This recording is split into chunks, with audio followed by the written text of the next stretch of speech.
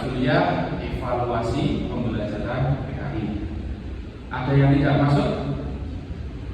Ada yang sakit? Berangkat semua. Ya.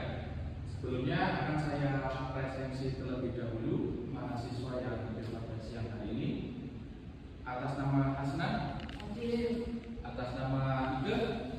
Jadi siang hari ini kita akan mempelajari berkaitan dengan ini dia, yaitu pengalaman proses belajar dan penilaian pembelajaran pada mata pelajaran PKI.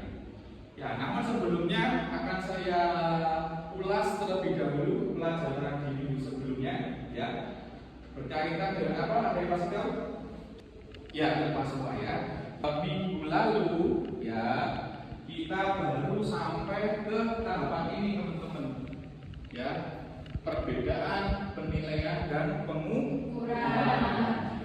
Ada yang bisa menjawab apa itu pengukuran? Pengukuran itu membandingkan sesuatu dengan alat ukur. Betul sekali. Tepuk tangan untuk kita.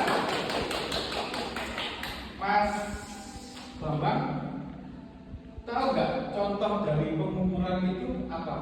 Pernah mengukur sesuatu nggak? Pernah. Mengukur apa? Ukur jalan. Jalan. Nah, Itu biasanya ada apanya? ada alat ukurnya. Ada alat ukurnya. Oke, Mbak Ika pernah mengukur berat badan? Pernah. Itu biasanya di belakangnya itu satuannya apa? Kilogram. Ya, jadi pengukuran itu ya adalah teknik untuk mendapatkan data secara kuantitatif. Artinya data yang didapatkan oleh teman-teman semua ada angkanya. Seperti itu. Bisa dipahami? Pada siang hari ini ya kita tidak akan hanya membaca slide saja, tapi saya sebagai dosen pengampu mata kuliah ini akan mengajak teman-teman untuk menganalisis suatu masalah, ya, yang akan kita desain dalam kegiatan problem based learning. Ya. Nah, kegiatan yang akan teman-teman lakukan yang pertama adalah mengorientasi masalah. Ada yang punya masalah di sini? Ada ya. Ya. Kemudian mengorganisasi belajar, kemudian menyelidiki, kemudian presentasi. Ya, oke. Namun sebelumnya akan kita simak bersama terlebih dahulu video yang akan saya play atau akan saya putar sebagai berikut. Assalamualaikum warahmatullahi wabarakatuh. Halo mahasiswa semua, selamat datang dalam pembelajaran evaluasi pembelajaran PKI. Pada video ini kita akan membahas 3 poin penting, yaitu pengertian asesmen pembelajaran, macam asesmen dan urgensinya dalam proses pembelajaran. Perkenalkan, nama saya Muhammad Iman Hayati. Saya akan mendampingi mahasiswa dalam mata kuliah evaluasi pembelajaran PKI. Semoga kita bisa belajar bersama dengan semangat, saling berdiskusi dan menumbuhkan pemahaman yang bermanfaat dalam penerimaan nilai kelas, hasil belajar secara adil, objektif, dan efektif. Mari kita mulai pertemuan ini dengan semangat dan niat yang hari ini. Ada 3 titik kita akan bahas tentang penting mata-mata evaluasi, yaitu diagnostik, evaluasi, dan somasi.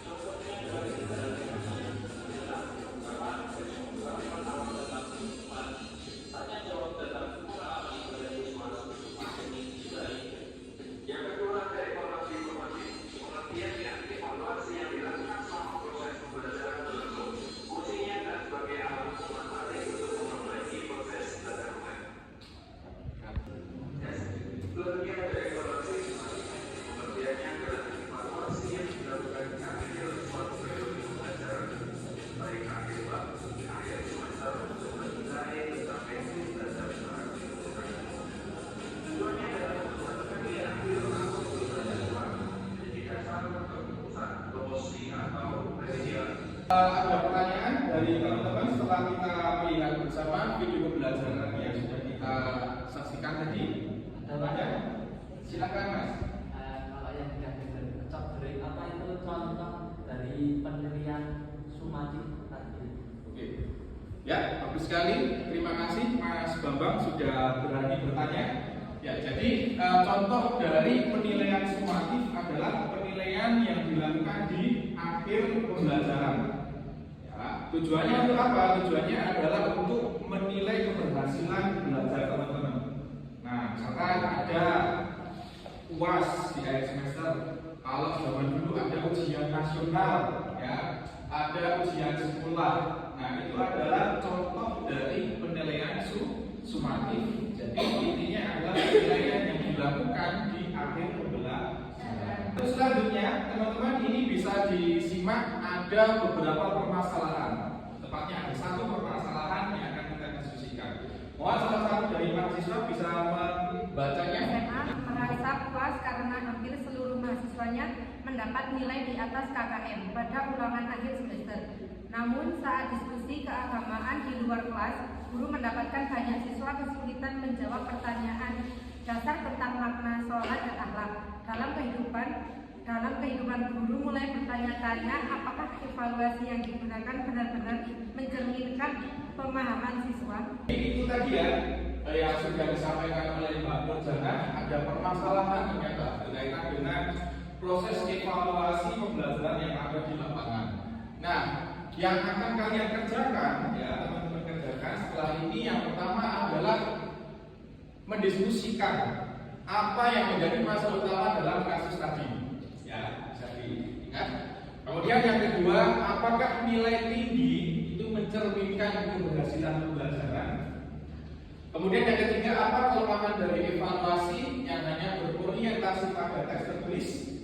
Kemudian yang keempat, jenis asesmen apa yang seharusnya digunakan untuk menilai pemahaman dan sikap keagamaan siswa?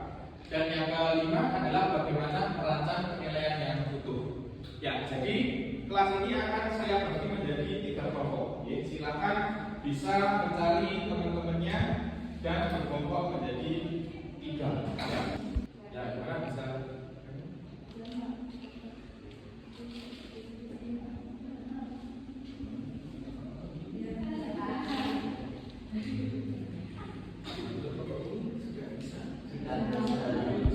Oke, setelah diskusi berkelompok berkaitan dengan kasus yang sudah teman-teman diskusikan, ya, kira-kira kelompok mana yang akan menyampaikan berkaitan dengan refleksi dari diskusi teman-teman? Ada yang mau maju? Kelompok 3. Oke, kelompok 3. Beri kelas untuk kelompok 3. Kami dari kelompok kami menyimpulkan dari hasil refleksi tadi. Yang pertama itu melalui pembelajaran berbasis masalah, saya belajar mengidentifikasi permasalahan yang nyata dalam praktik pembelajaran dan mencari solusinya berdasarkan teori. Yang kedua, saya memahami pentingnya merancang instrumen asesmen yang beragam dan autentik seperti observasi, jurnal, dan proyek, bukan hanya tes tulis. Yang ketiga, saya merasa lebih siap untuk menjadi guru yang reflektif, kritis, dan peduli terhadap kualitas evaluasi yang saya lakukan. Poin yang ketiga, pembelajaran ini mengajarkan saya bahwa tujuan utama evaluasi adalah membantu siswa belajar lebih baik, bukan sekedar mengklarifikasikan mereka dengan nilai. Ya, terima kasih untuk kelompok 3. Bisa kasih pos untuk kelompok 3 sudah menyampaikan hasil diskusi dari permasalahan tadi. Silakan bisa kembali ke tempat. Ya, jadi teman-teman semua dari pembelajaran yang sudah kita lakukan, ya ada refleksi dari saya, dari Bapak ya. Saya menyampaikan kepada teman-teman semua bahwa evaluasi ya itu menyadarkan evaluasi pembelajaran tidak cukup hanya dengan angka, namun harus mencerminkan pemahaman dan perubahan sikap siswa. Jadi percuma kalau mempunyai nilai 100 tapi di di luar dari sekolah masih meremehkan apa yang dinamakan akhlakul karimah. Kemudian yang kedua, asesmen yang efektif harus mencakup 3 ranah, yaitu pemikiran atau apa namanya? Kognitif. Kemudian ada ranah sikap, afektif, dan juga ranah keterampilan atau yang sering kita sebut sebagai ranah psikomotorik. Ya, demikian pembelajaran yang dapat saya sampaikan pada siang hari ini. Mudah-mudahan bermanfaat untuk teman-teman semua. Mudah-mudahan di minggu depan kita bisa berjumpa lagi dengan materi selanjutnya, yaitu berkaitan dengan pengembangan asesmen sumatif. Ya, silakan bisa dibaca-baca terlebih dahulu di rumah, di kafe dan lain sebagainya, dan nanti akan kita jadikan sebagai bahan diskusi pada minggu depan. Dari saya cukup, kurang lebihnya mohon maaf. Wassalamualaikum warahmatullahi wabarakatuh.